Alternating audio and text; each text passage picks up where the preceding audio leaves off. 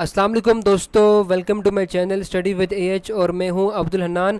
आज की अपडेट की बात की जाए तो अपडेट ये है कि पाकिस्तान मेडिकल कमीशन का एक ऑफिशियल ट्वीट आया है और उसके अकॉर्डिंग ये है कि एमडी कैट रजिस्ट्रेशन की फ़ाइनल डेट 15 जुलाई 2021 है 11:59 PM से पहले।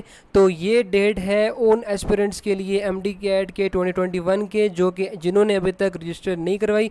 तो आपके पास अभी जो है वो 4 दिन हैं, तो जो है वो थोड़ी सी जल्दी करें ताकि जो है वो आप अपनी रजिस्ट्रेशन करवा सकें। तो ये थी अपडेट की जो फाइनल डेट है एमडी कैट रजिस्ट्रेशन की वो 15 जुलाई 2021 है। अगर आपको ये अपडेट पसंद आई है तो इस वीडियो को ज़रूर लाइक करें, कमेंट करें, शेयर करें और मेरे चैनल को भी सब्सक्राइब कर दें ताकि आपको आने वाली मज़ीद अपडेट्स का पता चल सके।